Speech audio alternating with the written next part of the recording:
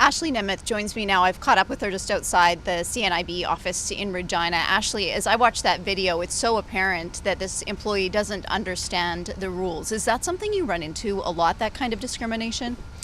It happens more than people think it does, especially with cabs and public transit and restaurants and hotels. I think when you have a guide dog, you're always trying to kind of advocate your way into places. How did it feel in that moment last night when this person was telling you, no, you can't come in here with your family?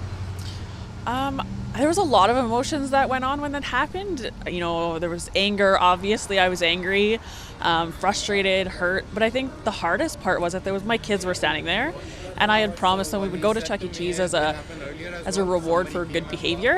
And I then had to take my kids outside and say, I'm sorry. You can't enjoy this fun thing that we had planned. Because of mom. And that hurt. That was hard. It was a hard conversation to have with my kids. And how did they respond? They were really good about it. They see me advocate all the time, and they see, what I have to go through every day. So they were really good about it. They were like, no, it's okay, Mom. We'll just go get ice cream. But they were really good about it. You're planning to file a human rights complaint, or have you already? I have already filed a human rights complaint, yes. And what do you hope comes of it? All I want to come of this is education. I don't want to vilify, the employee, the company. I just want people to understand the rights of people with disabilities and the rights of people with guide dogs. And I think education is the key. What do you hope comes from this apology? You did hear an apology from the corporation. Is there more you'd like from them? I would like an apology from Regina. I think the managers here in Regina are the ones that need to apologize because they're the ones that were misinformed. And, I would like to know that their staff indeed was retrained and they do understand the rights of people with service animals and the rights of people with disabilities.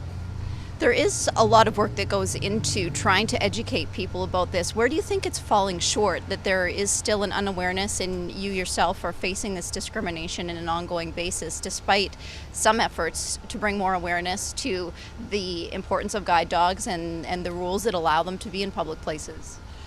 I think people with disabilities just get sick of having to always fight for everything. So, they just give up. They just don't, push the fact. They'll, quietly file a human rights complaint and nobody ever hears about it. Whereas I think, if we're more vocal about it and we're, more public about it, then these things hopefully won't happen as often. Thanks for your time today, Ashley. Yeah, thank you.